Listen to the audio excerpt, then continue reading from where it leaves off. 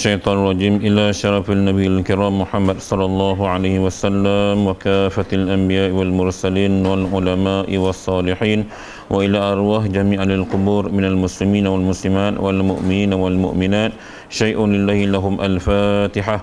أعوذ بالله من الشيطان الرجيم. بسم الله الرحمن الرحيم. الحمد لله رب العالمين الرحمن الرحيم مالك يوم الدين إياك نعبد وإياك نستعين اهدنا الصراط المستقيم صراط الذين أنعمت عليهم غير المغضوب عليهم ولا الضالين.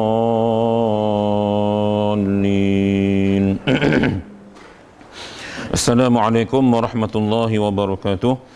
Alhamdulillahi rabbil alamin. Wassalatu wassalamu ala ashrafil anbiya'i wal mursalin wa ala alihi wa sahbihi ajma'in. Subhanaka la ilma lana illa ma 'allamtana innaka antal alimul hakim.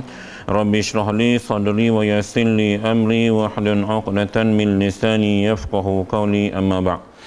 Alhamdulillah, muslimin muslimat yang dirahmati Allah Subhanahu wa taala, marilah sama-sama kita merafakkan kesyukuran kepada Allah Subhanahu wa taala kerana dengan keizinannya serta taufik hidayahnya dapat sama-sama kita berjumpa lagi pada minggu ini setelah kita cuti minggu lepas, ya, balik kampung kenduri. Ni pun kena ikut jadual minggu Sabtu yang Ahad baru ni pun ada kenduri, tapi tak dapat nak balik sebab saya ada program anugerah tu. Itulah cerita bulan 12 ni, banyak sangat kenduri-kendara. Baik. Jadi dengan kita off satu minggu, saya harap tak ada yang lupa lah. Itu yang penting tu. Risau guru ni bila mengajak takut murid lupa tu, ya. Sebab otak kita ni memang jenis tu. Bila kita tak berulang, tak murajaah balik, dia boleh hilang tambah-tambah kalau ilmu agama. Mudah sangat lupa. Sebab kita tadah kitab, kalau kita dengar kuliah itu tak apa. Dia tak ada kesan sangat. Hak ni sebab kita mengaji kitab, kita mengaji. Hak nu dengar ceramah, hak ni mengaji. So bila mengaji ni, walaupun tak ada puasa, tapi kadang-kadang jadi lupa tu ada juga. Baik. Jadi mudah-mudahan harapnya tak lupalah. Jadi kalau kita masih ingat, sebelum ni kita cerita tentang akidah, yang agak panjang dibahaskan dalam kitab ni, iaitu yang berkaitan dengan sifat 20. Kemudian kita dah habis sifat 20, kita masuk sifat wajib bagi Rasul. Kan saya dah hurai minggu lepas, habis sifat wajib bagi Rasul, sifat harus bagi Rasul, dan sifat mustahil bagi Rasul. Kita dah habis sampai muka surat 9. Kalau tak silap saya, betul.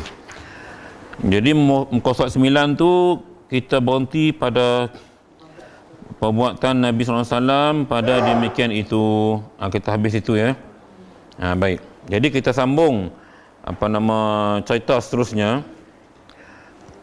Wa yajma'u ma'ani hadhihi al-aqaidi kulluha qawlu la ilaha illallah Muhammadur Rasulullah idh ma'na al-uluhiyyah istighna'u al-ilahu lahu an kulli ma siwahu wa iftiqaru kullu ma siwahu ilaihi fa ma'na la ilaha illallah la mustaghniyan an kulli ma siwahu wa mustaqirran ilaihi kullu ma adahu illallah.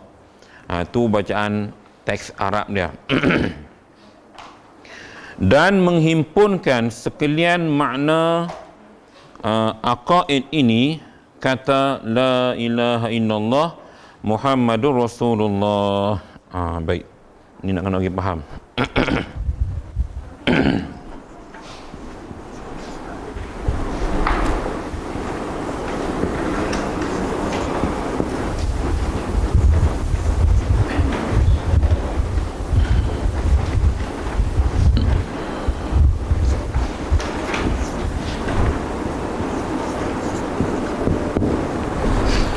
Dia kata himpun hak kita mengaji, iaitu sifatullah, yang kita mengaji, yang dia ada wajib, dia ada mustahil, dia ada harus. Kemudian dengan sifat ar-rasul. Dia ada wajib, mustahil, harus, ya. Jadi terkandung dalam ni, termasuk malaikat sekali, ada dalam kalimah ini. Yang kita mengaji banyak-banyak tu, yang sampai 20, 21, 4, 4, 1, semua ni terangkum dalam kalimah ni. La ilaha illallah Muhammadur Rasulullah. Baik, apa huraian dia? Kita tengok.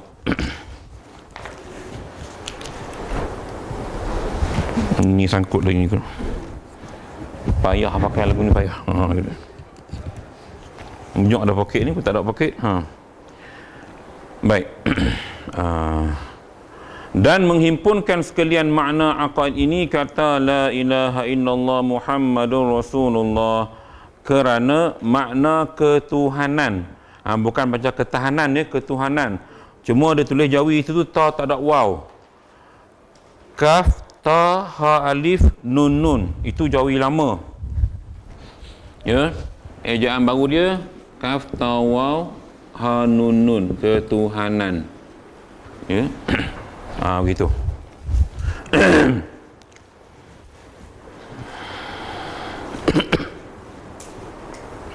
Kerana makna ketuhanan itu iaitu kaya Tuhan daripada tiap-tiap barang yang lain daripadanya. Barang yang lain sini maknanya makhluk. Jadi kalimah la ilaha illallah ni, Muhammad Rasulullah, makna awal dia kita faham bahawa Allah Subhanahu Wa Taala itu kaya daripada semua barang yang lain, kaya daripada semua makhluk lain. Dia paling kaya, paling hebat. Tu kaya ya, daripada tiap-tiap barang yang lain. Barang lain sini tak kira lah, termasuk makhluk-makhluk lain semua. Manusia ke malaikat ke nabi, Allah paling kaya, maha kaya dia. Daripadanya nya Allah, dan tiada berkehendak kepadanya oleh tiap-tiap barang yang lainnya melainkan Allah. Maknanya orang lain tak kehendak pada sesuatu melainkan kepada Allah, sebab dengan sifat kekayaan yang Allah miliki ada belaka. Jadi semua tu terangkum dalam kalimah la ilaha illallah Muhammad Rasulullah. Tidak ada Tuhan yang disembah melainkan Allah, dan Nabi Muhammad itu Rasulullah ataupun pesuruh Allah. Dan tiada berkehendak kepadanya oleh tiap-tiap barang yang lainnya melainkan Allah Ta'ala. Okay. Dia huraikan lagi di situ. Amma istighna'uhu jalla wa'adha an kulli ma siwahu fahuwa yujibu lahu ta'ala al-wujudu wal qidamu wal baqa'u wal mukhalafatul hawadisi wal qiyamu bi nafsihi wal tanazahu 'anil naqa'idi wa yadkhulu fi dhalika wujubus sam'i lahu ta'ala wal basari wal kalami iz law lam yajibu lahu ta'ala hadhihi sifat lakana muhtajan ilal muhdis aw muhil aw man yadfa'u anhu naqa'id. Adapun kaya Allah, dia nak huraikan tadi kita kata Allah Maha Kaya, dia jelaskan lagi dalam kitab ni. Dia kata adapun kaya Allah tu, kaya Allah Jalla wa Azza daripada tiap-tiap barang yang lainnya, maksudnya daripada orang lain lah, daripada makhluk lain, kaya Allah Ta'ala itu, maka iaitu mewajibkan bagi Allah Ta'ala itu akan sifat wujud. Kaya Allah Ta'ala di sini, semua dalam ni ya, la ilaha illallah ni, kerana ada sifat wujud dia. Maksudnya dengan sifat adanya yang sedia kala. Tak macam kita yang dilahirkan. Tu beza dia. Kita kira miskin lah walaupun harta banyak. Kita tetap miskin sebab kita dilahirkan. Itu pun kalau seandainya kita, mak bapak kita berkahwin. Kan? Maknanya kita miskin. Tapi Allah kaya dengan sifat wujud yang pertama. Kemudian dan qidam, baqa, dan bersalahannya bagi segala yang baharu, dan qiyamuhu binafsih.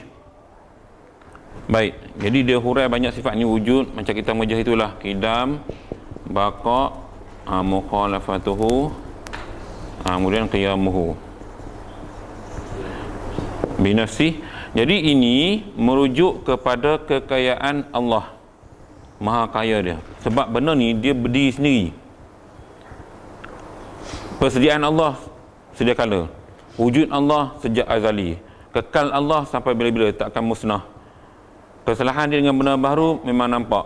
Mana benda baru berlainan dengan Allah, dan dia mampu berdiri dengan sendirinya. So ini menunjukkan kekayaan.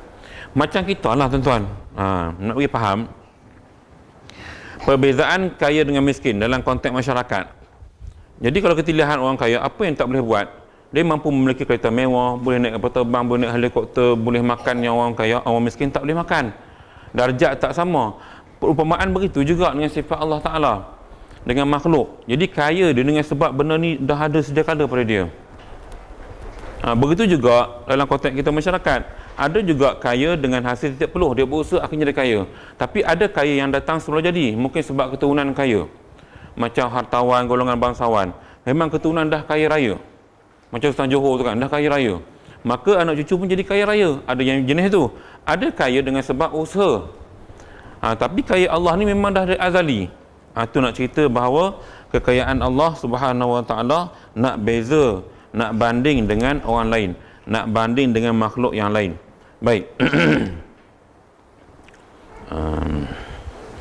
Dan maha suci daripada kekurangan, dan masuk pada yang demikian itu wajib sama bagi Allah Ta'ala. Dia sambung lagi di bawah ni yang kita mengaji hari itu, termasuk kaya lagi, sama mendengar dia, basar, kalam dan seterusnya lah ya, yang kita mengaji hari itu. Ini merujuk kepada kekayaan Allah.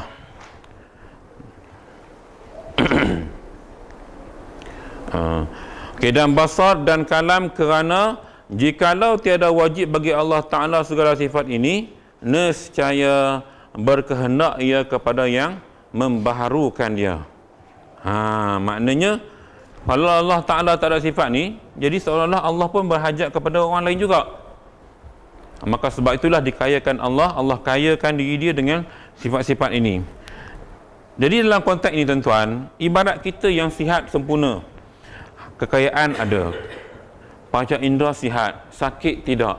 Pendek kata kita semua ada. Jadi kita ni dikira lebih sikit berbanding orang lain dalam konteks masyarakat. Kan? Tak pernah sakit, makan lazat-lazat, tubuh badan sihat, harta banyak. Jadi dianggap kita ni lebih pada orang lain, kekayaan kita sempurna. Tapi Allah lebih sempurna. Itulah samalah. Cuba kita melihat konteks masyarakat kita. Berbanding dengan Allah dengan makhluk. Baik. Atau kepada zat atau kepada yang menolakkan daripadanya akan kekurangan. Baik, itu maknanya kalau Allah Ta'ala tak ada sifat ni, kalau Allah dia pun berhajat kepada orang lain. Jadi bila hajat pada orang lain, maka seolah-olah dia ini tidak ada memiliki sifat kekurangan. Itu tak logik lah. Itu tak logik, mustahil bagi Allah Ta'ala. Baik, kalau kita boleh jadi sungguh. Sebab kadang-kadang kita ini Allah uji, bila kaya tiba-tiba Allah jatuhkan miskin. Ada ramai ya, duit ada tiba-tiba jatuh sakit, duit banyak habis kepada rawatan. Ada macam-macam, main saham rugi, macam-macam lah, berniaga rugi, macam-macam Allah uji kita ya. Itu kelemahan kita lah ya, kelemahan kita manusia. Baik, wa yu'khadhu minhu tanazzahu ta'ala anil aghradi fi af'alihi wa ahkamihi wa alla lazima iftiqaruhu ta'ala ila ma yahsulu gharduhu kaifa wa huwa jalla wa azza al-ghina an kulli ma siwah. Dan diambil daripada istighna, maha suci Allah. Istighna ni maknanya kaya lah, ghaniyun, kaya Allah Ta'ala itu daripada segala kehendak pada sekalian af'alnya dan ahkamnya. Dan jika tiada, yakni jika berkehendak kepada yang demikian itu, nescaya lazimlah berkehendak Allah Ta'ala kepada barang yang menghasilkan akan kehendaknya. Jadi dia kata di sini, kalaulah Allah Ta'ala itu dia tidak ada sifat-sifat ni, seolah-olah dia juga berhajat kepada orang lain, maka itu tidak menghasilkan atau tidak merujuk kepada Allah itu kaya. Sebab tu dia kata di sini, Tuhan kita Jalla wa'ala itu kaya ia daripada tiap-tiap barang yang lainnya. Kaya di sini macam saya huraikan tadilah, sifat-sifat ini berbeza terus ima dengan malaikat yang kita katakan mempunyai, kita katakan ilmu ataupun perkara luar biasa yang mengatasi manusia biasa. Boleh terbang dengan kepaknya, dengan menyelinapnya, dengan macam-macam. Itu malaikat, tapi Allah lebih hebat lagi daripada malaikat. Jadi kita bayangkan begitu, kehebatan tu.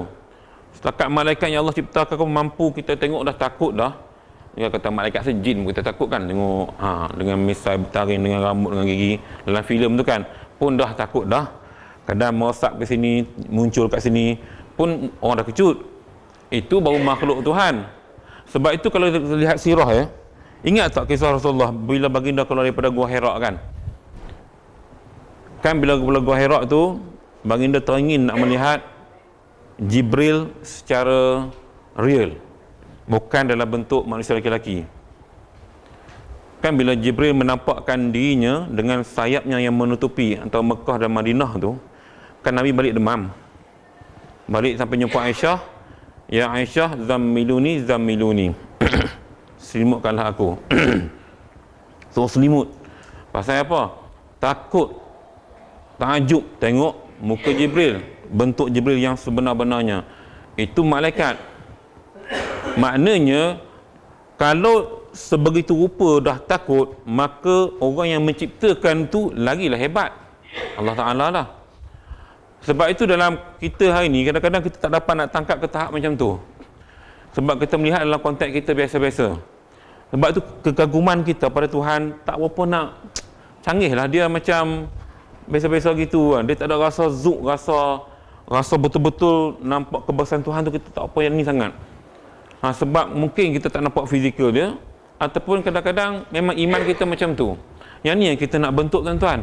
Nak bagi rasa ketakjuban tu, kebesaran Allah, kita nak bagi rasa dalam hati kita. Yang ni yang payah ni. Ni nak kena belajar, nak kena bagi rasa tu. Bila rasa ketakjuban tu kuat, baru kita boleh, orang kata apa, beriman, beribadat dengan sempurna. Tawakal. Dia macam ni, saya dah post dalam grup semalam. Tawakal orang makan gaji dengan orang usahawan. Siapa yang dalam grup saya, dia adalah. Orang makan gaji, dia tawakal rezeki. Tapi tawakal dia tak sama dengan orang tawakal usahawan yang tak ada makan gaji. Dia tidak ada pendapatan bulanan. Dia punya pendapatan bergantung kepada Allah, customer, marketing dan sebagainya. Jadi orang yang makan gaji ni tawakal juga. Tapi level tawakal tak sama. Kita nak, kita ni, kalau boleh saya nak kita semua, tawakal kita macam tawakal usahawan kepada Allah. Biar kita mengharapkan itu. Ni saya cerita sebab saya dapat anugerah baru ni kan. Ramai duk puji.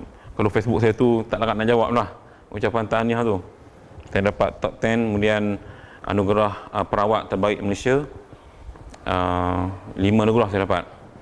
Jadi saya nak ceritanya, daripada orang makan gaji 5,000 sebulan pendapatan, beralih kepada usahawan, walaupun tak sama gaji, tetapi rezeki itu ada.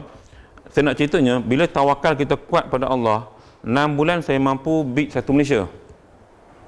6 bulan, saya berhenti bulan 3. Tu saya nak cerita tawakal. Usaha kita usaha, tapi pergantungan pengharapan kita pada Allah kena kuat. Kena kuat tuan-tuan.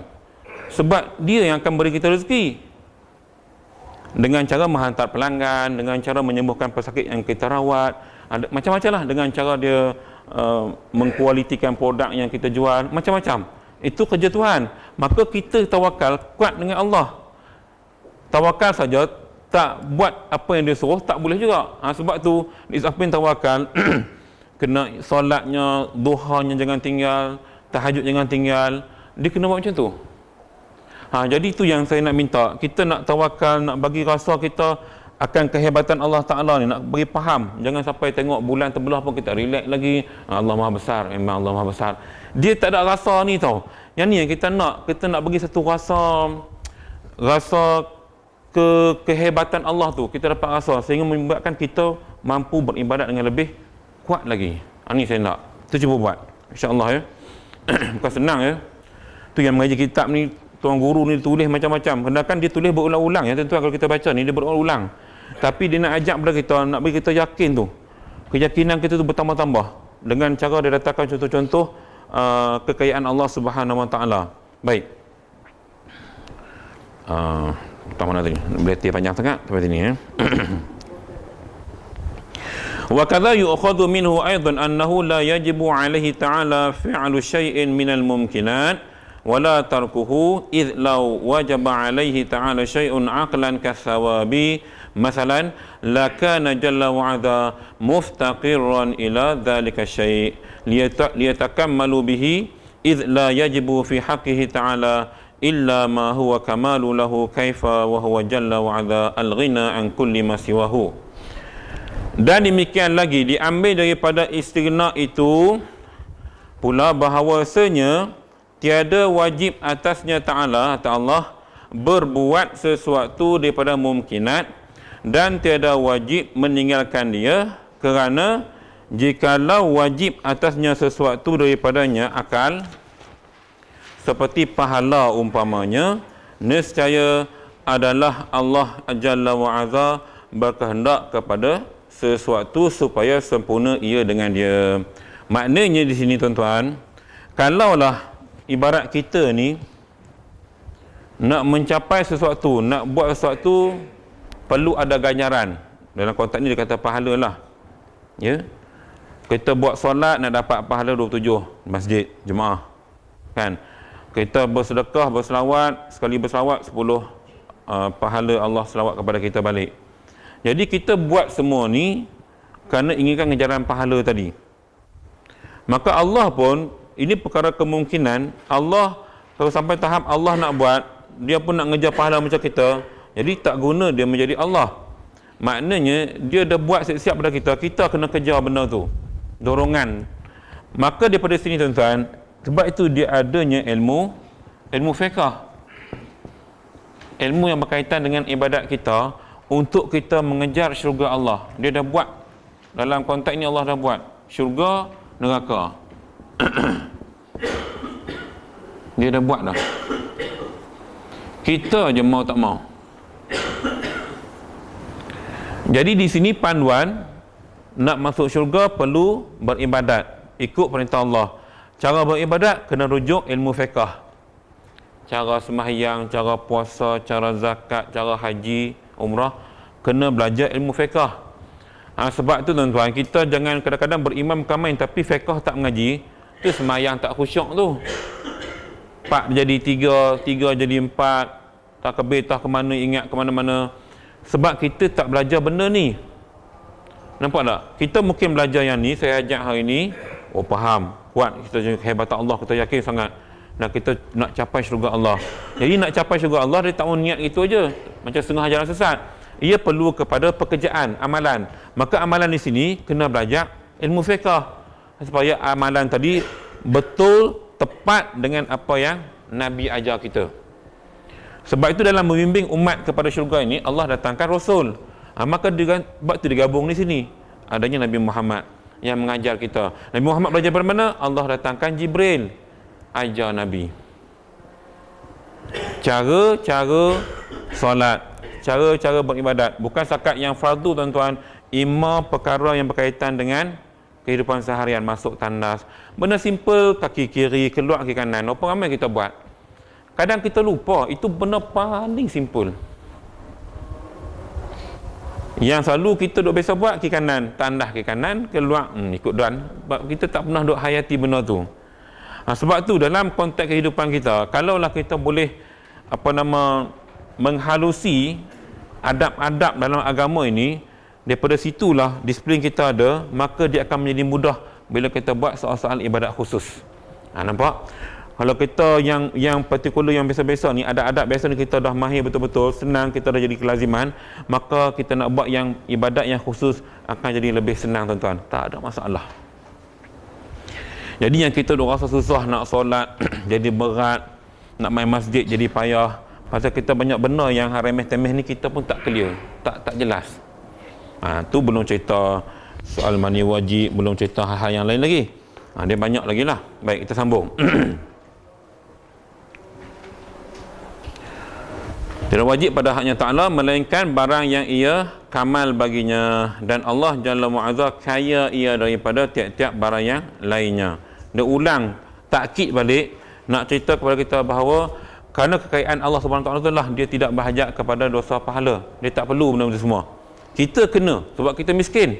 Saya cerita di awal tadi. Sebab kita miskin. Walaupun pandangan masyarakat kita kaya harta banyak, tapi kita miskin iman. Kita miskin akidah. Kita miskin ilmu-ilmu fiqh, masih kurang. Cuba tengok ya, kita belajar di masjid setiap malam, ilmu-ilmu yang diajar oleh tuan-tuan kitab untuk guru kita kan. Saya rasa tak berapa ramai di kalangan kita yang mampu mempraktikkan semua. Belajar-belajar, tahu. Tapi nak buat tu, banyakkan kita gagal. Azam ada tapi banyaknya tak tercapai. Banyaklah gangguan kan, biasalah tu. Itu biasa, sebab kita orang awam. Yang penting kita ada kesungguhan nak buat benda tu, tuan-tuan. Ada kesungguhan, insya-Allah boleh. Wa amma iftiqaru kullu ma siwahu ilaihi jalla wa 'azza fa huwa yujibu lahu ta'ala al-hayatu wa 'umumul qudrati wal iradati wal 'ilmu id law intafa syai'un minha lamma amkana ayyujada syai'un minal hawadisi fala yaftaqiru ilaihi syai'un kaifa wa huwa alladhi yaftaqiru ilaihi kullu ma siwahu.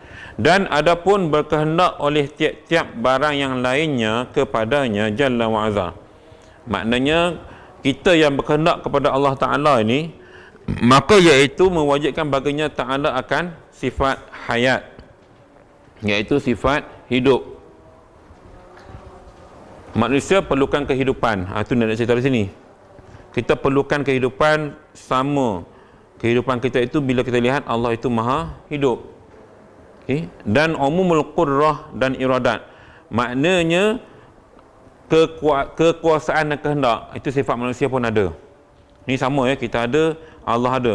Dan adanya kita dengan sifat ini juga dengan sebab adanya Allah dengan sifat tersebut. Okay.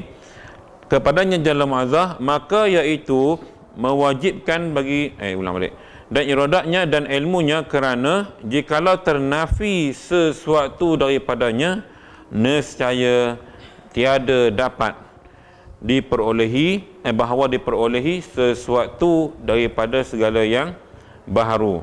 Mana makhluk ni tak dapat apa-apa. Okay.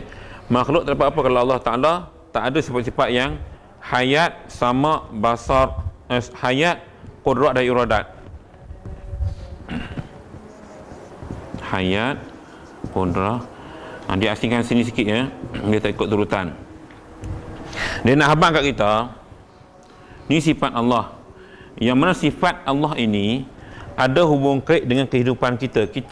Kita hidup, kita berkehendakkan sesuatu, dan kita juga ada kuasa bergerak, berjalan dan sebagainya. Ada sedikit kesamaan dari sudut istilah, kita kata lughahnya, tapi sudut maknawi tak samalah. Cuma kita ada sifat-sifat macam ni. Ya, kita ada kehidupan, kita ada rumah tangga, kita ada kenderaan, itu kehidupan kita. Ya, kita berkehendakkan apa saja, kita berkehendakkan makan hari ini, kita berkehendakkan minum, itu sifat-sifat yang pada Allah pun ada, kita pun ada. Cuma tak samalah dia punya level. Nak cerita yang sama ada. Begitu juga yang tadi, yang ni tak, memang kita tak ada lah. Sama basar kita ada, cuma level tak sama. Yang ni kita tak ada. Wujud kita tak sama dengan Allah. Kidam kita tak ada langsung, sebab kita dijadikan. Ini memang tak samalah. Yang lain tu sama dari sudut bahasanya, tapi levelnya tak samalah. Kita orang biasa. Banyak kelemahan tuan-tuan, banyak kelemahan. Baik.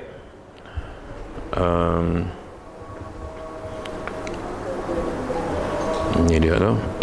Maka tiada berkehendak kepada sesuatu jua pun, betapa dan iaitu yang berkehendak kepadanya oleh tiap-tiap barang yang lain. Jadi kita ini, Allah Ta'ala ni, dia tidak berkehendak kepada suatu jiwa pun. Dia tak berkehendak kepada apa yang macam kita. Kita perlukan kehidupan kita, kita perlukan kebergantungan kepada benda lain untuk meneruskan kehidupan. Kita perlukan kepada makhluk lain yang Allah ciptakan. Kita perlukan pada binatang, nak makan. Ikan. Kita perlukan pada tumbuhan, sayur-sayuran kita nak makan. Pendek kata, hidup kita ini, dia tak dapat bergerak sendiri tau. Dia ada bergantung kepada, dia mesti, maka kata dia mesti bergantung kepada makhluk lain untuk meneruskan kehidupan. Tak makan ikan, asyik makan ayam saja, tak boleh tahan juga. Lepas tu bila isu ayam timbul, ayam yang disuntik lah, ayam gaul dengan dedak yang ada enzim babi sebagainya, orang pun mula tukar kepada ikan. Bila ikan jadi permintaan tinggi, akhirnya pengeluaran tu terhad, harga ikan naik melambung, mahal. Tukar daging lembu pula. Bila banyak orang makan lembu, ternakan lembu menjadi begitu banyak, ekonomi naik semua. Lama kelamaan penyakit pun mula banyak datang, sebab ada setengah orang tak boleh makan lembu, dia darah dia naik. Dia macam tu. Pendek kata, dia perlu keseimbangan antara daratan dan lautan. Makanan sumber daratan, makanan daripada sumber lautan. Cuma cara Rasulullah dalam pemakanan, baginda jarang bercampur antara daratan dan lautan. Kalau dia makan ikan, ikan. Kalau dia makan kambing, kambing. Dia tak campur. Kita semua kita gaul. Pantang jumpa. Entah pasal tak rumah kenduri kan, catering hidang. Saya duduk Rusya tengok, belah otak kata Rusya tengok kan, semua dia ambil. Tak ada pengecualian di situ. Dia tak kira dia sakit apa kan, darah jenis apa, dia balun je. Yang akhirnya balik ke Nuri, kawan kita sakit perut seorang, ada seorang okey, relax, ada seorang pula rasa pening-pening, ada seorang sihat walafiat. Tak, ini betul. Tanya member sebelah, aku sakit perut, tak sakit apa? Tak, okey je, makan kenduri yang sama. Maknanya kadang-kadang kita punya darah tak sesuai dengan makanan di tempat tu. Mungkin kita B ke, O ke, kan? Begitu juga kehidupan kita.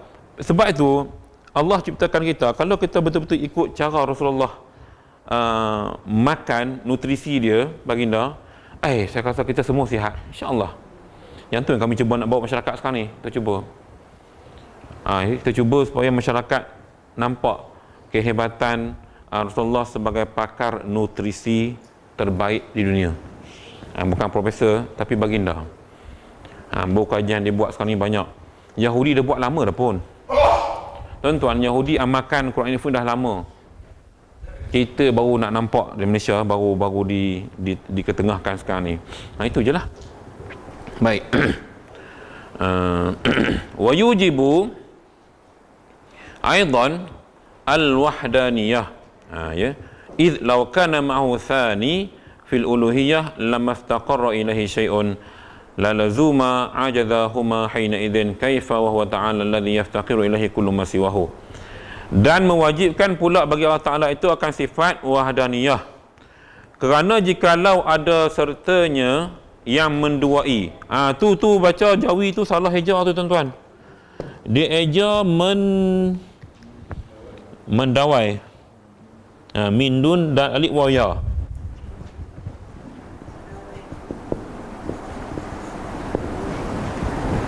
Memang lari banyak tu memang salah betul ejaan dia. Dia sepatutnya menduai. Ni Jawi baru. Ya. Ni menduai, bukan mendawai. Ni kita lama baca tak kena, faham tak kena, pergi. Sebab kadang-kadang bila kita baca mendawai, kita duk fikir dawai mana pula masuk dalam tajuk akidah. Dawai pancing ikan dawai. Jadi tak ada kaitan dengan kisah Allah Ta'ala. Sebab cerita wahdaniyah, keesaan. Jadi yang sinonim dengan ni ialah menduai, sani. Ya, perkataan sani tu kan ada tadi kan. Idh law kana ma'ahu sanin. Kalaulah Allah tu dua, jadi lamastaqara ilai syai'un. Dia huraian di situ, kalau dua akan timbul masalah. Ya. Baik. Nescaya tiada berkehendak kepadanya oleh sesuatu kerana lazimlah lemah kedua-duanya ketika itu. Maknanya kalau Tuhan tu dua, jadi tak mungkin orang akan berhajat kepada dua-dua ni. Tentu ada sifat lemah sebab dua. Dia mesti uluhiyah, wahdaniyah seorang. Yang beza kita dengan agama Hindu. Ini point. Baik. Nazilah lemah keduanya ketika itu. Okey. Wa yu'khadhu minhu aidan hudusul alam bi asrihi idh law kana syai'un minhu qadiman lakana dhalika asy-syai'u mustaghniyan anhu ta'ala kaifa wa huwa ta'ala alladhi yajibu an yaftaqirru ilaihi kullu ma siwahu. Dan diambil daripada kehendak, iftiqar ni kehendak pula baharu alam ini dengan sekalian, kerana jikalau ada sesuatu daripadanya itu qadim, nescaya adalah sesuatu itu terkaya ia daripada Allah. Ni dia buat contoh. Dia ambil contoh kalau alam ni qadim, bukan baharu. Ya, kalau alam ni qadim, alam kita ni qadim, sedia kala ada dah, bukan baharu, maka kata dia nescaya adalah sesuatu itu, maknanya adalah alam ini terkaya ia daripada Allah. Maka betapa perinya, ini mustahil. Peri sini maksudnya betapa ketidakbetulnya. Dan Allah Ta'ala itu Tuhan yang wajib bahawa berkehendak kepadanya oleh tiap-tiap barang yang lainnya. Maknanya Allah itu Tuhan yang wajib, orang lain kehendak kepada Allah. Ini dia buat contoh sajalah. Kalau alam ni alam yang bukan baharu, sudah sedia ada. Jadi seolah-olah menunjukkan bahawa alam ni kaya pada Tuhan. Itu tak logik. Ini tak logik. Contoh sajalah. Oleh sebab itu tuan-tuan, dalam kehidupan kita ambil pengajaran sebab dalam pengajaran ilmu mana-mana pun, yang penting itu ialah istifadah. Apa pemahaman pengajaran yang boleh kita ambil? Kita bercakap soal kekayaan Allah. Allahu Ghaniyu. Dalam konteks ilmu tauhid, kekayaan ini terlalu luas skopnya pada Allah. Kita hurai tadi, kaya Allah ini dengan adanya sifat 20 tadilah sifat 20 tadi tu, yang mana kita dah pecahkan tadi kan. Cuma saya nak buat intifadah di sini, kita buat pengajaran. Andaikan kekayaan Allah itu dia ada pembahagian-pembahagian, yang mana pembahagian-pembahagian ini tak lain tak bukan adalah menjadi panduan kepada manusia yang hidup di dunia. Kita ambil contoh sifat wahdaniyah, keesaan Allah, merujuk kepada soal ibadat kita kepada Allah, bahawa kita ni hanya berhak menyembah yang satu saja. Yang satu saja. Kaabah itu simbol saja. Kita sini menghadap ke sini, kalau orang sebelah Afrika sana dia akan menghadap ke sebelah sini, dia tak sama. Sebab itu setengah agama yang kadang-kadang datang jumpa kita, dia kata Kaabah tu Tuhan ke apa yang kamu sembah, semua menghadap situ. Tapi dia kata bila kita kat sini tak nampak Kaabah pun, tapi semua semayang ke arah sana. Sebab Kaabah adalah simbol kita ibadat kita, tempat arah kita solat. Islam nak ajar kita bahawa apa-apa sahaja dalam hidup ini, dia perlu ada niat, dia perlu ada tujuan. Dia kaitan dengan kehidupan kita. Perlu ada niat, perlu ada tujuan, yang mana tujuan kita nanti ialah akhirat, kehidupan kita, dan dalam akhirat itulah kita nak kepada syurga. Ini yang titik poin yang kita kena faham, kena fikir bersekarang. Apa kerja buat kita di dunia ini, sembah Allah Ta'ala dan sebagainya, kita kena yakin bahawa kita akan ada satu alam yang dipanggil alam akhirat, yang akan kita lalui selepas kita mati. Okey, mati itu pra akhirat. Nanti bila sampai alam akhirat, berlaku kegoncangan bumi dan sebagainya, nanti baru kita akan berada di alam akhirat setelah kita dibangkitkan daripada kubur. Maka itu pun tak selesai lagi tuan-tuan, sebab kita pengakhiran kita sebenarnya kita nak ini kita nak. Tanya siapa-siapa pun nak. Akan tetapi bila tak ada matlamat hidup, dia tak fikir hal macam ni, maka apa perbuatan di sini tuan-tuan, amal kita kat sini tak apa nak cantik, tak menjadi kerana tujuan amalan itu tak ada. Kita tak pasang niat macam tu.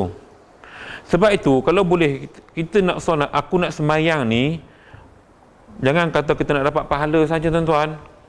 Semayang atas kewajipan kita kepada Allah. Wa ma khalaqtul insa illa liya'budun. Dan juga tanggungjawab kita sebagai hamba Allah, solat. Kita semayang. Allah nak terima tak terima itu kerja Allah. Kita tak boleh nak garanti kita semayang Allah terima. Sebab banyak riwayat menunjukkan kisah-kisah betapa Allah masukkan ke dalam syurga dengan sebab belah ihsan dia je. Kesian belah Allah pada kita je. Dekat amal ibadat ni banyak kita tak cukup. Kira kita kata tak cukup point lah, tak cukup merit point. Sekarang kan isu PT3 kan, result keluar kan, semua bangga belaka kan. Kadang-kadang mungkin tak cukup A-nya berapa, B-nya berapa, yang menyebabkan kita tak layak masuk. Cuma sebab dasar kemanusiaan, Allah rahmah, Allah rahim, maka dia masukkan kita dengan izinnya. Yang ni kita kena faham. Saya tak mahu nanti kita duk rasa seronok, ya aku semayang ni, okey, insyaAllah yakin. Bukan begitu ya, kita harapkan begitu. Akan tetapi kita kena sentiasa berdoa pada Allah supaya Allah terima Rabbana taqabbal minna salatana tammah. Semayang kami ni dengan secara sempurna, bukan kekurangan. Minta Allah Ta'ala terima semayang kita tu, Rabbana taqabbal minna salatana tammah. Terima tu dalam keadaan solat kita tu sempurna. Bukan terima tak sempurna, terima dengan sempurna, baru pahala dia okey. Macam kita jawab Pak Isau, budak-budak jawab karangan, betul skema jawapan semua. Takkan pemeriksa tak bagi 100 kot, korang-korang pun 99, sebab betul skrip semua. Begitu juga dengan ibadat kita tuan-tuan, betul semua komplit, insya-Allah malaikat yang tulis tu akan tulis penuh. Kita harapkan begitu. Jadi balik pada cerita ni, kita bab akidah ni, kaya Allah Ta'ala itu terlalu luas sifatnya. Dan di sinilah menjadi panduan kepada kita supaya kita sentiasa memanjatkan kesyukuran kepada Allah. Tapi bila Allah tulis dalam Quran, wa qalilum min ibadiyasy syakur, sikit sangat daripada hamba aku yang bersyukur. Bila kita menjadi akidah hari ni baru kita nampak Allah kaya tu sangat luas, tapi yang bersyukur umatnya tu sangat sedikit. Kita sebut subhanallah, alhamdulillah, Allahu akbar. Setakat ni saya rasa yang kita doanya sebut semua pasal ikut imam. Kalau imam tak sebut, rasanya kita tak kot. Saya rasalah. Kok nak buat individu, hak tu Allahualam. Tapi duk tengok-tengok kan, duk usah-usah tengok tu kadang-kadang, tok imam tak buat, kita pun tak buat juga. Balik gitu ya. Sebab itu tuan-tuan, jangan kira imam. Kadang-kadang dia ada urusan, kadang dia tak baca. Mungkin dia ada kekalutan apa-apa, dia tak baca. Ya? Dia baca alhamdulillah, kita ikut. Sebab itu disiplin. Cuma kita tak nak nanti dia tak baca, kita pun tak baca. Dia tak mau gitu. Jadi itu petanda kita bersyukur. Subhanallah, alhamdulillah. Sebut selalu. Sebut selalu. Nabi pun sebut dalam hadis yang sahih. Barang siapa menyebut kalimah yang ringan pada sebutan tetapi berat pada timbangan, iaitu subhanallah wa bihamdih, atau subhanallah, alhamdulillah, Allahu akbar. Sebut benda tu. Tentu sebut ya. Maknanya jangan tunggu imam saja. Ketika mana selesai solat sunat ba'diyah, boleh. Masalah saya bimbang sekarang, kita terlalu terikut dengan disiplin yang dah sedia ada. Imam baca, kita baca. Imam tak baca, kita pun tak baca. Jadi kita rasa macam, imam tak baca, aku tak payah baca. Tak nak macam tu. Dah mengaji hari ni, buat aja. Benda baik, buat aja. Imam buat, kita ikut imam. Habis selesai sunat, kita tak kalut pergi mana-mana, kita wirid lagi subhanallah, subhanallah 3 kali. Apa masalahnya? Kan boleh buat. Buat insya-Allah boleh. Cuma saya tak nak kita terikut dengan apa senario yang sesiasa dalam masyarakat kita. Imam buat, kita buat, imam tak buat, kita pun tak buat. Allah, rugi. Rugi tuan-tuan, rugi. Masa kita 24 jam. Umur kita tak menentu. Mati kita tak menentu. Yang ni kita kena ingat. Ya. Muda, sihat, tua, nak mati bila-bila kita tak tahu. Sebab itulah kadang-kadang bila Allah berikan kelapangan waktu, kita cuba manfaatkan sebaik mungkin. Dalam hidup kita kadang-kadang Allah kejutkan kita di awal waktu. 4 pagi dah bangun, 4:30 pagi dah bangun. Kadang-kadang Allah kejutkan kita itu atas dasar Allah kesian. Kejutkan kita awal, mudah-mudahan pokok-pokoklah orang yang ada kesedaran boleh bangun tahajud. Kita kadang-kadang tak ambil peluang tu tau. Jangan kita ambil peluang, kita bangun awal, Allah awal sangat, tidur balik. Sedangkan itu peluang tu. Ingat senang kan Allah nak kejutkan kita awal. Kalau kita tidur lewat, kalau tidur awal tu munasabahlah, yang tidur lewat Allah kejutkan awal. Jangan berlaku tuan-tuan. Mungkinlah hidup kita sebulan sekali, jarang. Tambah-tambah kalau yang jenis malas nak minta lagi lah. Kalau yang minta sebelum tidur tu, kan kita niatkan, tuan aku, jagakanlah aku pukul 4 pagi untuk solat tahajud. Yang dah niat tu, kadang-kadang tak menjadi pun. Sedar-sedar dah azan subuh. Muncullah Bilal qomat lambat. Kalau Bilal qomat awal, memang terlepas semua. Saya pun terlepas pagi tadi. Kira agak lewat lah dia azan baru terjaga. Seperti tidur lewat malam tadi. Yang sebelum malam tadi tu okey lah, 4:30 pagi dah bangun. Dah siap datang masjid awal. Jadi gunakan peluang, Allah bagi kita peluang tu untuk kita manfaatkan. Jangan kita bukan melawan dia, jadi kita jadi malas. Tengok jam, oh Allah awal sangat lagi. Tidur balik, bila tidur kali kedua tu confirm. Silap berat terbabas terus. Ini yang berlaku pada kita hari ini tuan-tuan. Jadi Allah dengan bersifat rahim tu dia memang tolong kita, kejutkan kita awal, cuma kita tak pandai mengambil manfaat. Ibarat kita derma lah kan, macam tabung depan mata kita. Kita nak mikir kan, sedangkan itu peluang untuk kita buat kebajikan. Jemaah dan sebagainya kan, tabung lalu kat depan kan. Jadi apa salah setiap hari kita bawa setiap duit dalam poket, sampai 2-3 ringgit. Spare, memang niat pada rumah, spare setiap, jangan belanja. Taruh berasingan, poket laki-laki dah 4 1, 2, 3, 4.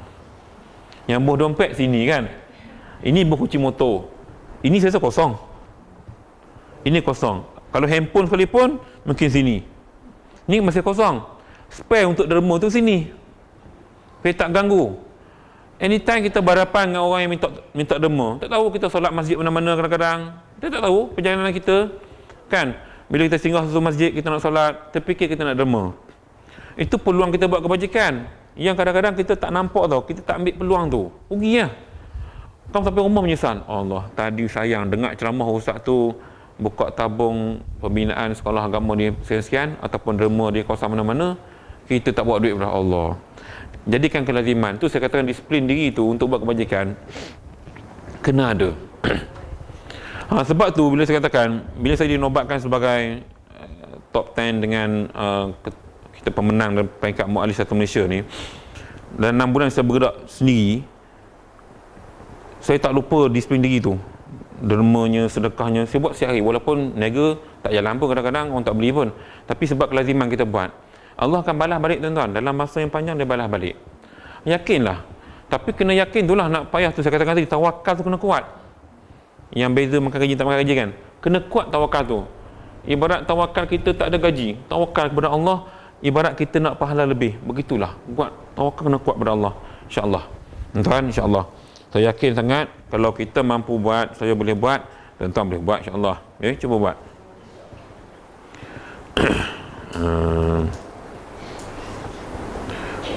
Hudusul alam. Okey. Nak 10 ya. Sikit lagi. Wa yu'khadhu minhu aidan an la ta'sira li syai'in minal kainati fi atharin ma wa ilzami wa illa lazima an yastaghna zalika al-atharu an maulana jalla wa azza kaifa huwa alladhi yaftaqiru ilayhi kullu ma siwahu umuman wa ala kulli halin hadha anna qudrata ay syai'an minal kainati yu'tharu bi tabi'ihi wa amma anna qudratahu mu'athiran biquwwatin ja'alallahu fihi kama yuz'imuhu katsirun minal jahlati fadzalika muhalun aidan li'annahu yasiru hina idzin maulana jalla wa 'azza muftaqirun fi ijadi ba'dil af'ali ila wasitatin wa dzalika batilun lima 'arafta min wujubi istighnahi jalla wa 'azza an kulli ma siwahu. Yang ini kita sambung minggu depan kot. Ya. Sebab dia panjang ni, nak urai panjang. Dia masih lagi cerita tentang persoalan di atas, cuma dia mula nak ke arah penutupan, penutupan ataupun kesimpulan daripada perbincangan kita tentang sifat wajib bagi Allah, iaitu kalimah yang terkandung padanya la ilaha illallah Muhammad Rasulullah. Kita tanda pada teks wa yu'khadhu minhu aidan. Ya, yu'khadhu minhu aidan.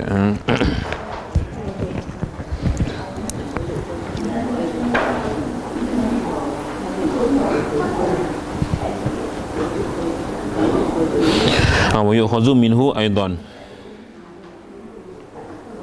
Ini 20 Baik, ada apa-apa persoalan yang nak tanya untuk kita bincang sama-sama, boleh tanyalah apa pun. Saya boleh jawab, saya jawab. Saya jawab, kita jawab hal lain ataupun kita rujuk pada orang lain.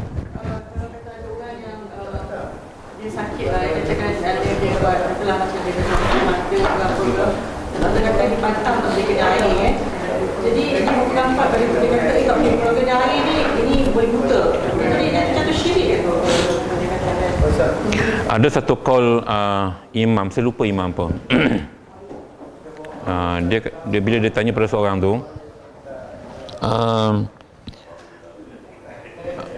kenapa dia itu sakit, kenapa engkau nak jumpa doktor?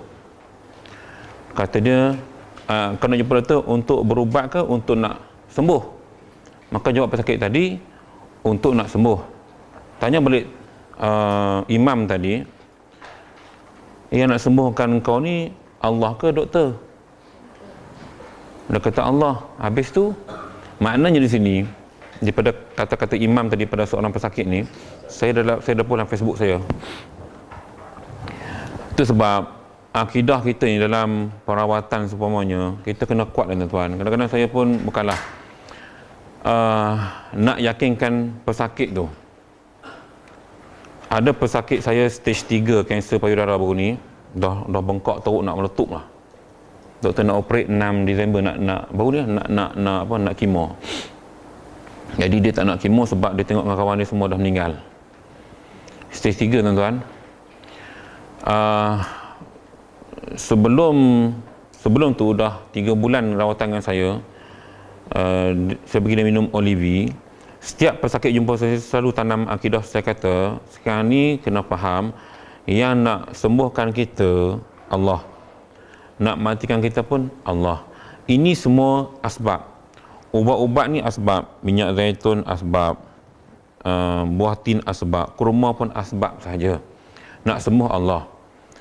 Kalau puan yakin dengan apa yang Allah sebut dalam Quran, watini wa zaitun wa turis ini sebagainya, dan benda ini Tuhan bersumpah dalam Quran yang menjadi baik atau yang menjadi kita kata penawar kepada penyakit yang kita alami, insya-Allah boleh sembuh.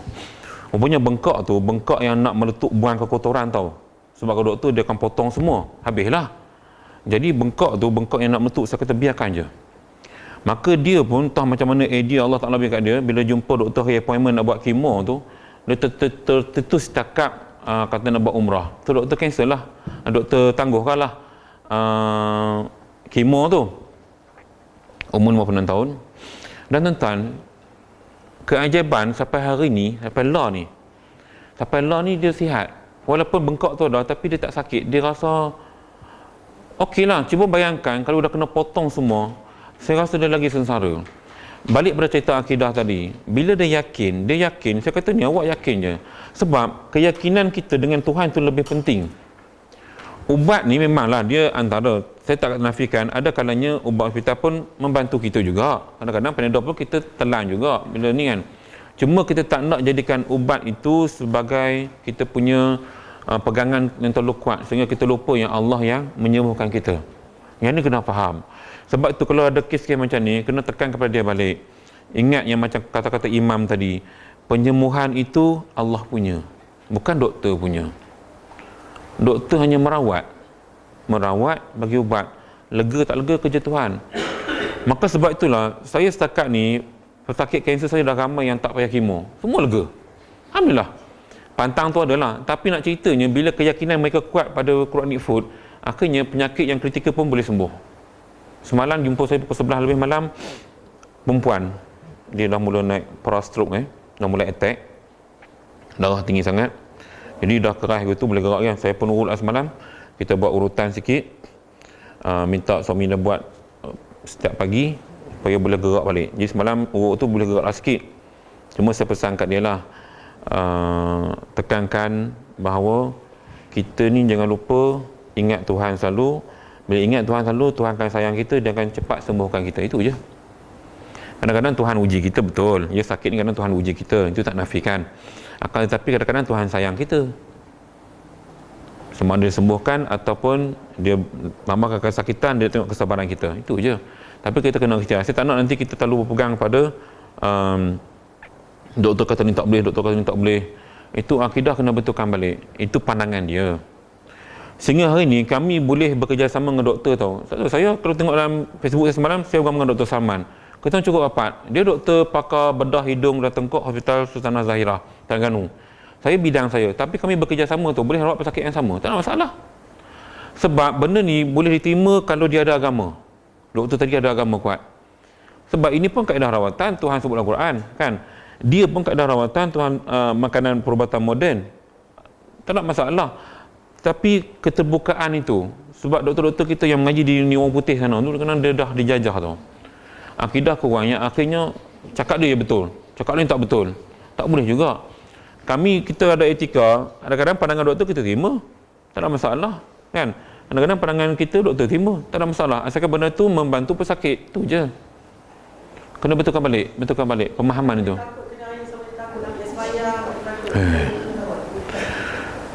Dia sakit apa yang takut sangat tu? Macam katanya dia operate mata, dia takut mata tu masuk air. Dah tayamum je lah. Kaedah kedua ada. Sebab kan kaedah fiqh tu, saya kata penting kita belajar fiqh tu. Dia tayamum ni boleh keadaan sama ada sekiranya berlaku anggota yang wajib dia basuh, tak boleh kena air. Setelah dilakukan oleh doktor, disebutlah kitab. Maka tayamum dibolehkan. Yang aksiden kan? Oh, kalau tidak jenuh nak cuci luka tu tuan-tuan, basuh wuduk, meraung dia. Tapi kaedah tayamum hanya muka dengan ini, selesai. Kaki tak payah basuh, aksiden luka. Lah ni jual berlambak kat kedai-kedai bedak tayamum punya debu tu, pasir tu. Nak jimat duit pergi korek pasir laut mana-mana hak bersih-bersih tu ambil balik. Tak, saya ajak budak saya dulu, kita ambil pasir laut bersih, tunjuk, buat demonstrasi cara tayamum betul-betul.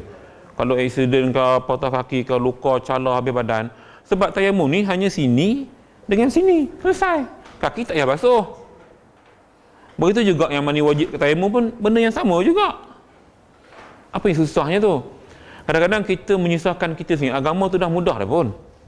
Kita menyusahkan. Letak debu. Buat. Kan, buat gitu. Sekali. Buat sekali. Letak. Lepas tu habis 3 kali tak pula, buat tangan kanan. Tarik ni, pusing, turun, pelan-pelan lah.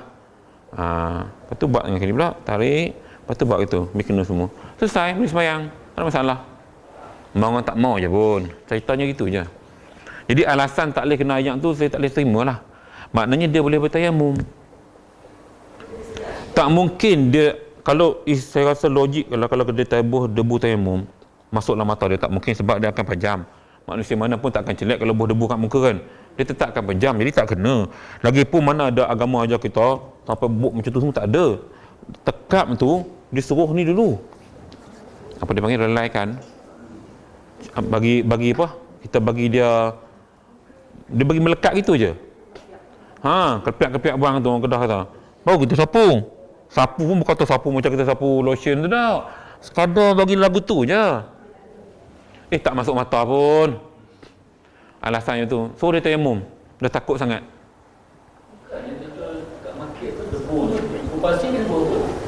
Yang tu mungkin debu tanah, tapi yang bersih lah.